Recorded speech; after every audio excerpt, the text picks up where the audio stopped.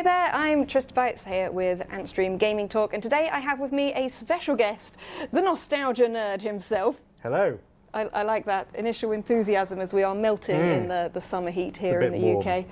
So I wanted to steal you for a little bit and ask you about how you got into gaming, what your first games were, and how they led you to become the legend of the gaming community that you are now. Which question do you want me to lead with? The chronological one to start with, which is where did you start gaming? What was your first gaming experiences? Well, so I've been gaming for a long time.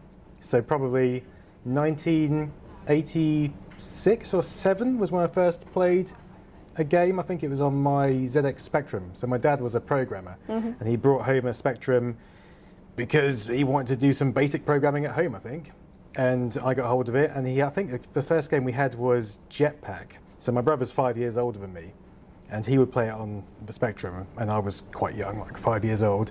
And I was just fascinated by this little bloke moving around on the screen and putting a rocket together. So that's when I first kind of realised that gaming was a thing, and then got into it. And then from there, I moved on from the Spectrum to the Commodore 64, and then into consoles and beyond. What were some of your favourite early games that kind of cemented this hobby in you? Past the Jetpack, past flying around collecting bits of rocket ships, did you like any, I don't know, plumbers, hedgehogs, anything of that ilk? I don't know what you mean. No?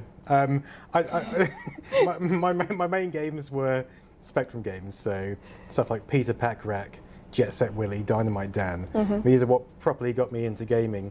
I guess when I moved on to consoles like the Master System, I was like, oh, who's this little blue guy? He's a hedgehog. He's quite fun. He's just running around. Like, what's he doing that for? He didn't really have a purpose. He was just running about.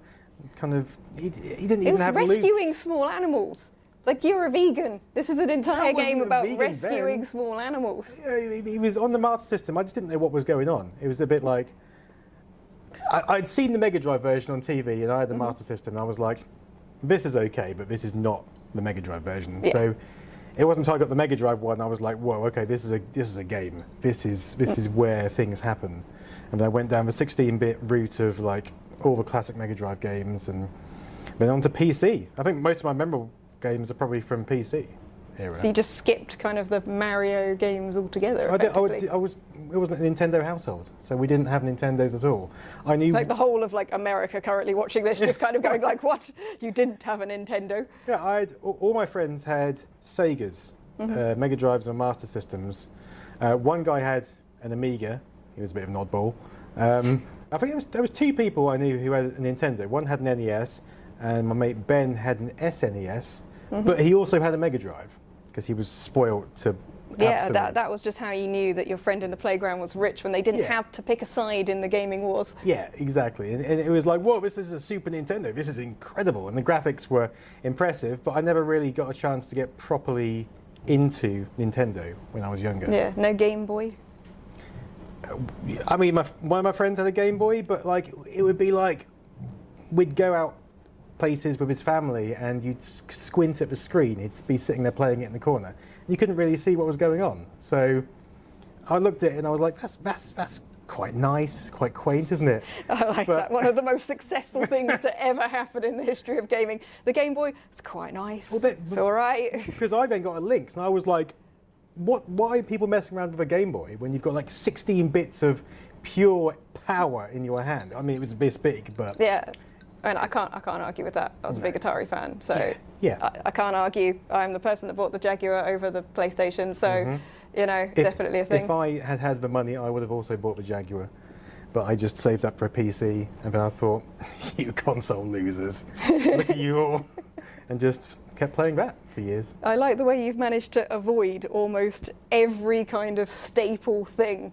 You know, like no Nintendo, no Game Boy, not much Sonic, not much Mario. Yeah, it was quite not a Tetris fan. Quite a niche route I took. You're just like the hipster of gaming, aren't you? You've got the beard and the glasses, and you know. I had an Amiga as well. Had the Amiga 600. Yeah. So, yeah, I definitely kind of went in between. I never wanted the mainstream machines. I always wanted... You were a hipster. What was off... Yeah. Before the word existed. Yeah, I think so, yeah. You're the trendsetter. I didn't realise it. You were like, I don't want a SNES. Everyone's got one of those. I've got a Dragon 32. I didn't have a Dragon 32. I would have loved one. You've got one now, though. I've got several now, yeah, Yeah. to make up for lost time. But the problem with having all those machines was there was no one to swap games with. Like, I found some guy who owned the Amiga. He was a bit weird, but I associated with him so I could get access to his pirate library of discs. But other than that, So the problem of being a hipster is that nobody has the same machines as you, but you also didn't want the same machines as everybody else. No. Thus making a self-fulfilling prophecy. Yeah, I'm just, I'm awkward. I've always been like that. That's the way I am. And it's more fun like that. I'm glad you have fun like that. But you like the Jaguar, so that's why we're friends. The Jaguar is an incredible console. Just all 64 bits of it. All 64 individual bits of it, full force bits. Just incredible console. It's just a shame that no more games were made for it. Like Alien vs Predator, when I first saw that on Bad Influence, I was like, this is the future. This is the game of the rest of my life. I don't need any more games. And then, that was it. That was sort of peak Jaguar.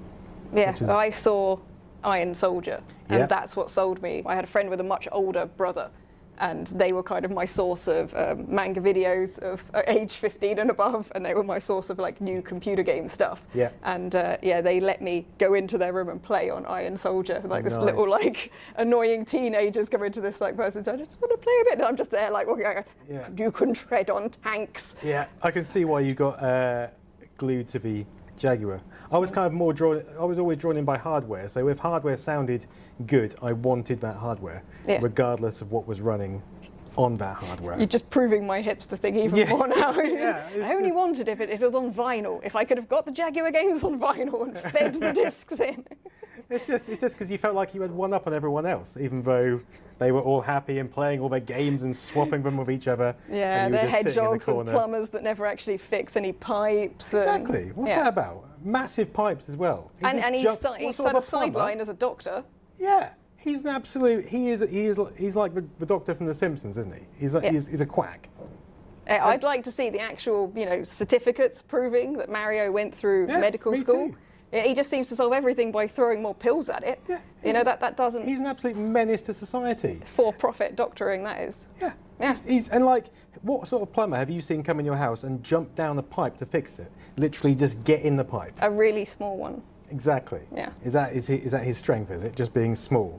That's all I've got going for me, so I'm hoping it's a strength. I mean, he's probably got no qualifications for plumbing either. No, I doubt it. Yeah. His brother, Luigi, I trust him more than Mario. He seems... You reckon? He seems a bit more just straight up. Yeah, he's more straightforward, He doesn't want the limelight. He's not all ego, is he? He's just happy to be in the background. He's probably got plumbing qualifications.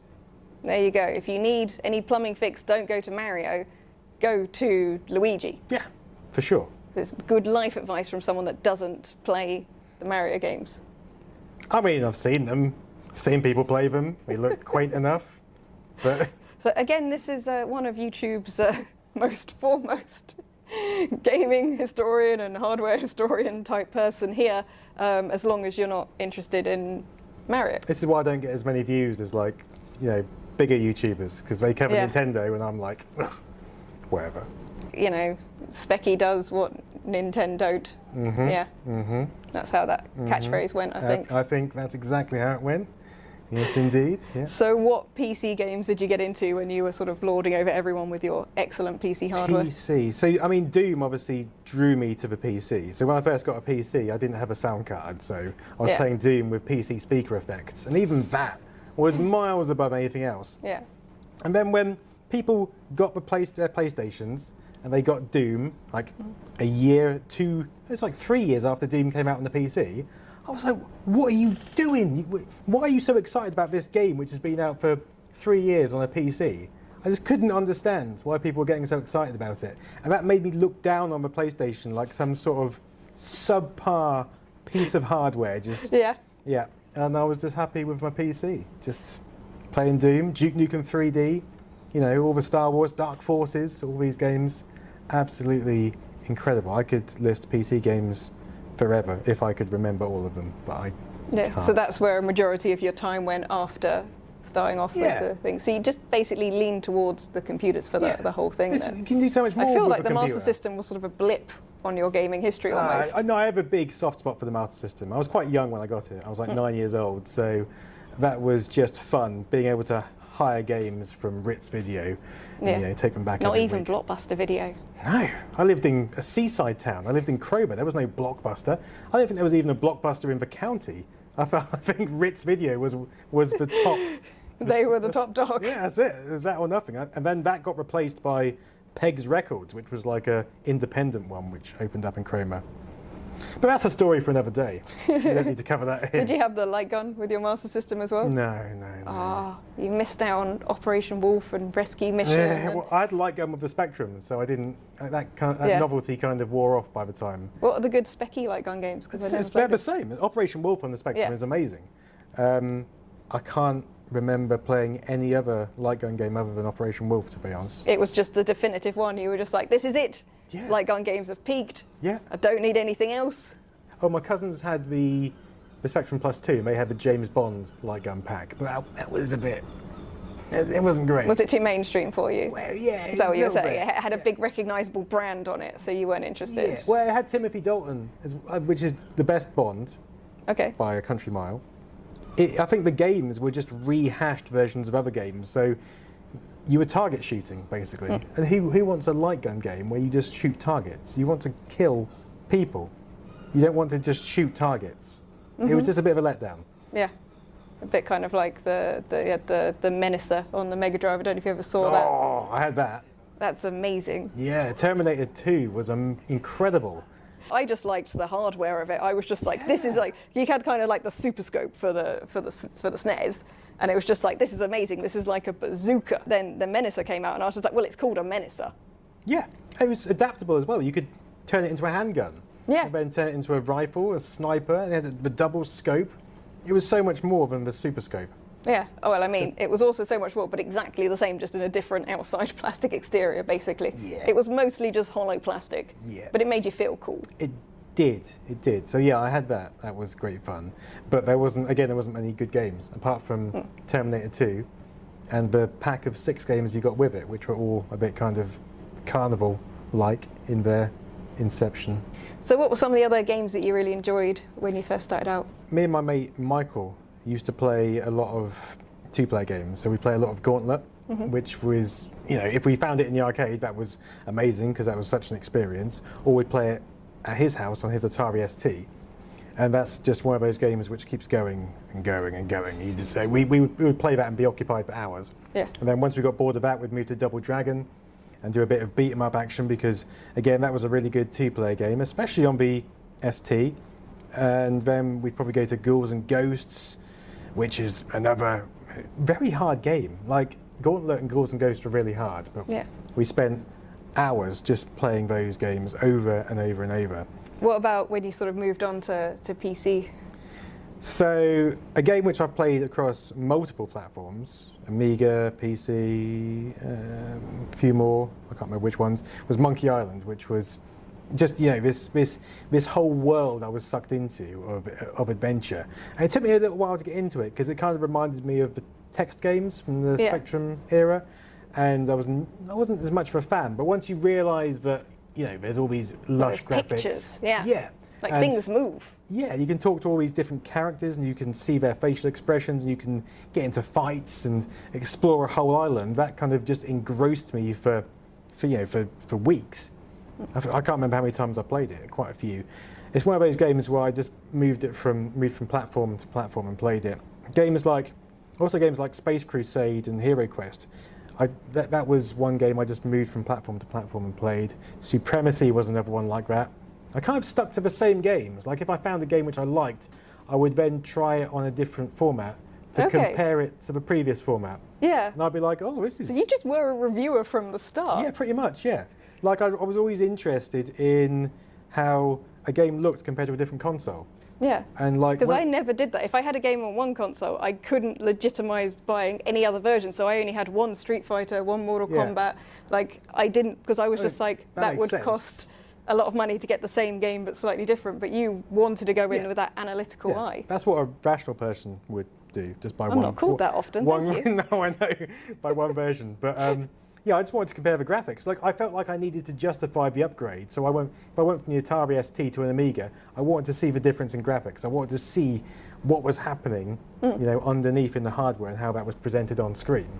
And most of the time, that was fine, until like I got a game on the PC which was EGA only or something, and then the graphics on that looked like dog turd compared to the Amiga and ST versions. And that used to confuse me. I was like, why is this almighty PC unable to outrun as good as an Amiga? Yeah. And that kind of that put me down this path of trying to work out how computers worked, and then I learnt programming, and then I got into programming through that route, I guess. And then for however many years I was a programmer before moving on to less programmy things, less mind-intense things, because my mind got tired and old and wanted to move on. I like the way you say that, but the amount of research you put into your YouTube videos, I guess it's just hoarding an obsession, so it doesn't feel like work. YouTube videos are different for me because it's like if I can go down a rabbit hole of investigation, I get really into it and really interested by it. Whereas when I was programming, I just spend most of the day copying and pasting code from previous things I'd written, and it wasn't grabbing me as much as what I do now.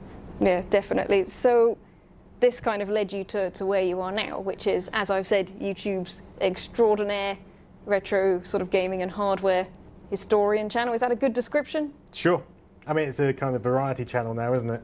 It's whatever you feel like. Yeah. Mostly centered around things you like, which are mostly played on CRTs. Yeah. I kind of mixed with the odd documentary about something weird, but it's hard to kind of distill it into a single sentence. Yeah. Lots of stuff is covered, many things. Lots of stuff, all of them hipster and obscure. Yes. That's it. Anything slightly left field, you'll find there. Yeah. So did you always want to incorporate your love of gaming and PCs and things into your career, or is this something that just kind of happened over time? Don't know. I mean, I used to kind of record radio shows and stuff when I was younger. I used to just go on tape myself talking. I used to do that. Yeah. I don't have any. Do you have any of the tapes? Yeah, I've got a few actually in my office. Have you done a YouTube video on these? No, I haven't, but I probably should do. Or a Twitch stream where you live listen to your own things? I think I've played them in a couple of odd videos as kind of side quests, but never a main thing. I don't have any of mine, so I would love to hear. Yeah, sure. You can listen to them. I'll upload them for you. Yeah. So you always had that kind of desire to do some kind of presenting in some way. Yeah, and I'd always kind of record my gameplay off the Mega Drive and want to try and do something with it. But obviously, back then, your ability to do stuff with tape or anything was limited.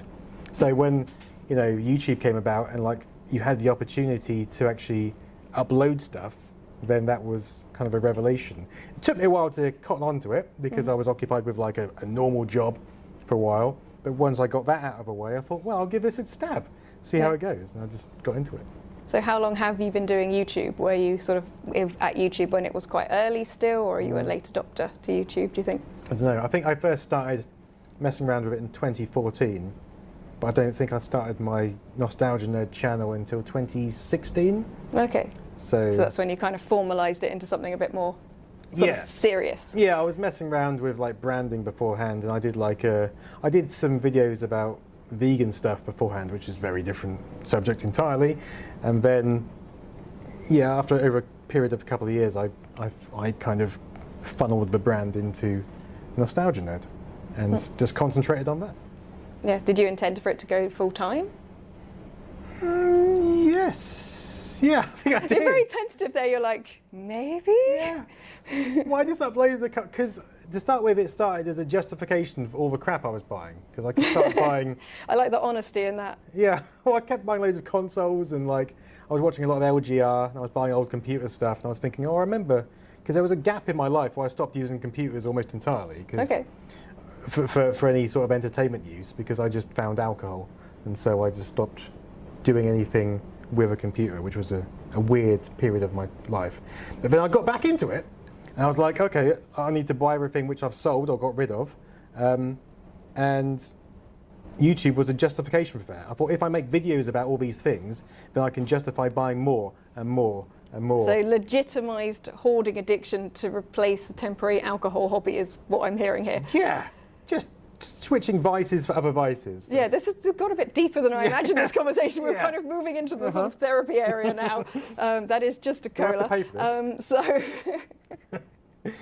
I hope not. only emotionally.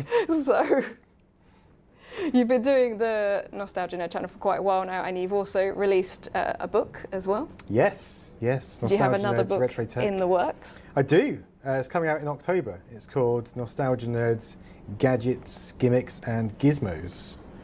And I think you might have done the cover for Yes. it? Every time I mention this, that is pointed out. Yeah, I'm trying to sort of interview as if I don't already know the answers. And yes, I just thought it's quite you a might cool need cover. reminding. It's a very good cover. I based it very loosely on kind of Sonic level kind of vibe, you know, which Yeah. you wouldn't know because you don't like the Hedgehog. I kind of recognised it. I couldn't tell if it was Mario or Sonic, but I definitely knew it was something popular. Everyone's just going to your channel now, unsubscribe, unsubscribe. It's fine, it happens a lot. It's no problem. So yeah, the new book is coming out soon. Are you planning to continue with the books? Are you looking at moving into anything else as well as those? Yeah, maybe. Basically, how the books work is the publisher comes to me and says, do you fancy writing another book? And I'll probably say, yes, sure, let's do that. And that's how that works. It's never kind of prompted by me. The publisher says, do you want to do a book? And I'm like, yeah, okay, I'll do a book. And then I write a book. And then, so if they come back to me in a few years' time, I'll probably do another one. Yeah, so it's just down to demand. If you buy the nerds books, Yeah. then more shall be made. Exactly. And that will legitimise the collection or hoarding of another subset of Exactly. geeking Yeah. items. This book is very much about gadgets, like personal gadgets, like pocket organisers and things like that you might have kept in your bum bag. So, Yeah. yeah, I could write another book after that. We'll just see what happens. Maybe just entirely on the history of Nintendo. That would be quite a short book. There was a plumber. Someone else played the game. Yeah, that's that pretty would much be it. Yeah. Two-line book, lots of nice pictures. I could have Sonic in there as well. I could just cover Sega and Sonic, Sega and Nintendo off in one book. Sorted. So if people want to find your YouTube videos, watch your Twitch streams and find your books, where will they find you? Google. Go to Google, type in Nostalgia Nerd on Google. You'll find everything. It's much easier than me listing loads of platforms that you'll forget. So just do that.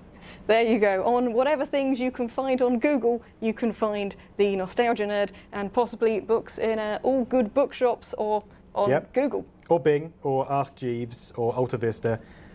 Any search engines, which may or may not still exist. Definitely. If they don't exist, let him know so we can do a YouTube video on them. Yes, yes. Excellent. Well, thank you for talking to me. It's been very you. good fun, and I've we enjoyed will it. see you next time. Bye.